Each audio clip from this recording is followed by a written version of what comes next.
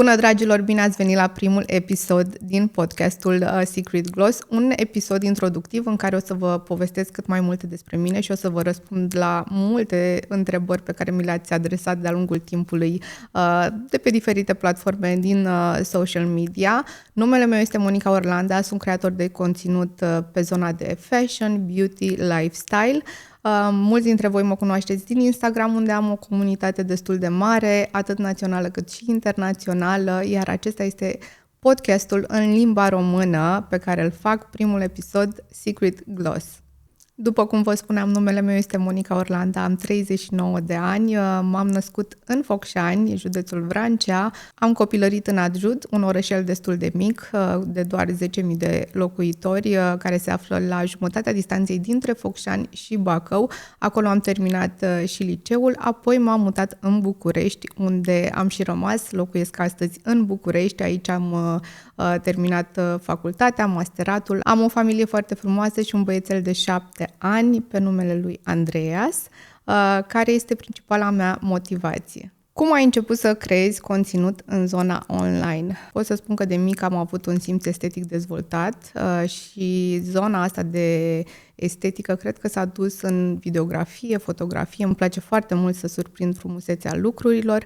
Unde mai pui că am un prieten extraordinar de bun care este videograf și de la care am învățat extraordinar de multe lucruri. Colaborăm în continuare și în ziua de azi. Ne leagă o prietenie foarte frumoasă și uite, așa am început noi să postăm în zona de social media conținut de calitate, conținut care acum 2-3 ani abia era la început. Astăzi am prins amploare și toată lumea folosește cele mai bune device-uri pentru a surprinde momente cât mai frumoase, dar noi așa am început. Care a fost cel mai important moment de cotitură din viața ta? Nașterea lui Andreas, cred că a fost momentul care efectiv mi-a împărțit viața în două. Viața mea de dinaintea copilului și viața de după. Cred că este un aspect extrem de important în viața fiecărei femei, dar pentru mine chiar a fost definitoriu și mi-a dat mult mai multă claritate în tot ceea ce vreau să fac, atât pe plan personal, carieră, am început să văd lucrurile mult mai bine și efectiv să am mult mai multă claritate. Și asta pentru toate femeile care poate până în vârsta de 30 de ani nu găsiți calea pe care vreți să o urmați sau situația este destul de confuză, să știți că la un moment dat lucrurile se așează de la sine. Știu că am trecut și eu prin acest moment și de fiecare dată căutam sensul vieții, să zic așa, dar venirea pe lumea copilului efectiv mi-a organizat totul și a dat sens efectiv vieții. Ce te-a motivat să intri în zona de beauty și fashion? Asta cred că a fost o pasiune cultivată încă de mică. Țin minte și acum, apropo de zona de fashion, țin minte că eram destul de mică, cred că aveam 10 ani. Și atunci când mă trimitea mama să duc gunoiul, eu mereu eram pe tocuri. Deci zona de fashion a fost destul de pregnantă încă de mică și la fel și zona de beauty. Aveam prietene mai mari care mă machiau, îmi făceau părul, le plăcea pur și simplu să se joace cu mine și să fiu eu păpușa, așa că m-am autoeducat de pe platforme precum YouTube și am învățat foarte, foarte multe lucruri, iar astăzi am ajuns în varianta aceasta în care fac totul singură și nu depind de nimeni. Când vine vorba de make-up, hairstyle, outfits, am așa un simț estetic. Cum arată weekendul ideal pentru tine?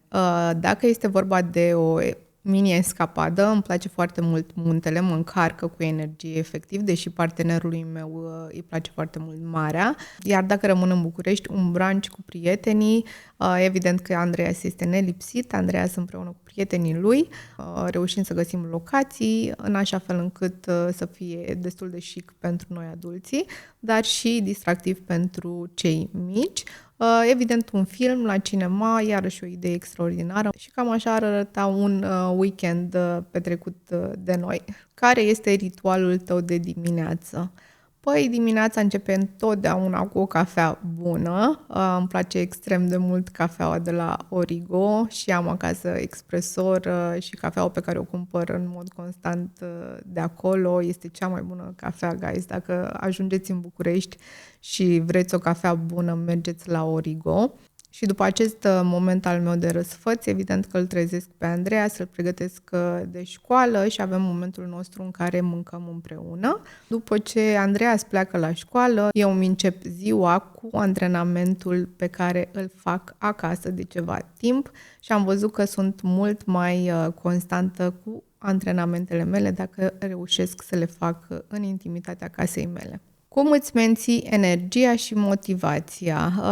În primul rând, disciplina la mine este foarte importantă, este mai importantă decât motivația în sine. Am impresia că motivația e ceva ce pierzi foarte ușor, dar disciplina te ajută să rămâi în zona aceea constantă și este extrem, extrem de importantă pentru că cu toții avem momente în care poate nu ne dorim să facem sau nu suntem destul de motivați să facem anumite lucruri și atunci disciplina este mult mai importantă. E ca mersul la școală.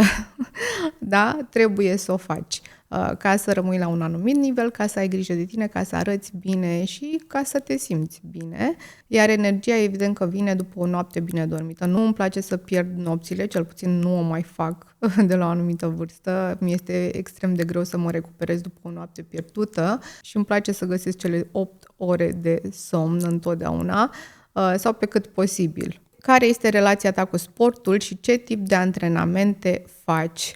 Am o relație destul de serioasă cu sportul și fac undeva între 3 și 5 antrenamente pe săptămână în funcție de timpul pe care l-am și cât de aglomerată este săptămâna respectivă. Fac antrenamente acasă, după cum spuneam, am creat o mini-sală de fitness în intimitatea casei noastre și de fiecare dată lucrez după aplicația Sweat, aplicație despre care vă povesteam și pe Instagram. O folosesc de ani de zile, cred că dinainte de a rămâne însărcinată și pe parcursul sarcinii am folosit-o. Au antrenamente de la cele mai ușoare, zona de yoga, până la antrenamente cu greutăți, bodybuilding, dar și meniuri personalizate în funcție de dieta pe care o aveți. Este o aplicație extrem de utilă și este, cred că, singura care a rămas în telefonul meu și am un abonament a la lung. Vă recomand cu mare, mare drag această aplicație Sweat. Cum îți organizezi alimentația și care sunt principiile pe care le urmezi? Am câteva principii pe care le-am împrumutat din dieta ketogenică.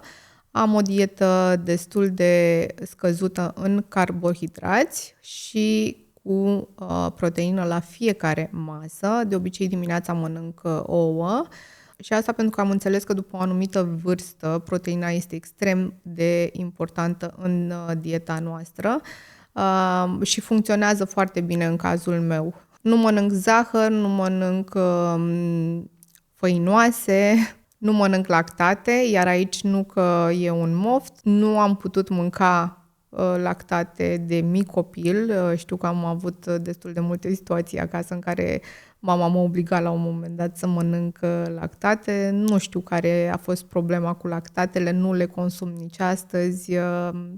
Efectiv e ceva ce eu nu pot consuma. Singurul lactat este laptele pe care uneori îl mai adaug în cafea atunci când nu găsesc lapte vegetal. Dar în același timp mănânc foarte multe fructe, știu că au un conținut ridicat de zahăr, dar asta este slăbiciunea mea, îmi plac foarte mult fructele și uneori fac exces de fructe. Următoarea întrebare care se leagă efectiv cu întrebarea la care am răspuns mai devreme, care este desertul sau gustarea ta preferată. Și aici, cel puțin anul acesta, a fost nectarina. Îmi place extrem, extrem de mult să consum nectarine. Ce nu ai putea niciodată să mănânci? Cred că la întrebarea asta aș răspunde pentru că nu-mi plac nici lactatele și nu-mi place nici carnea de oaie și aș spune brânză de oaie sau cred că pentru mine ăsta ar fi apogeul. N-aș putea consuma niciodată un produs de genul. Care sunt destinațiile tale preferate pentru a călători? Evident, dacă vorbim despre un oraș, care să îmbine perfect, nu știu, eleganța cu peisajele, cu rafinamentul. Aș spune poate Monaco, îmi place extrem de mult. Apoi ar fi Toscana pentru un moment așa de introspecție, liniște, relaxare. Evident Maldive și am norocul că și lui Alin îi place foarte mult să călătorească acum acolo și nu cred că trece niciun an fără o vacanță în Maldive. Este locul în care efectiv ne încărcăm bateriile. Nu ai nicio grijă, e doar nisipul, oceanul și soarele. Și de curând am descoperit Elveția, un loc absolut mirific. E ceva incredibil acolo, o curățenie și o organizare și absolut tot ce vrei, evident, la niște costuri pe măsură, dar iarăși o țară extraordinară. Absolut tot ce am vizitat în Elveția a fost wow. Care a fost cea mai frumoasă amintire dintr-o călătorie? Îmi plac foarte mult apusurile și în vacanțele în care mergem, de obicei la apus este zona noastră de liniște, îmi place să ne așezăm toți trei și să urmărim efectiv apusul, fie că e pe o barcă, fie că e pe o canapea, nu știu, pe o terasă.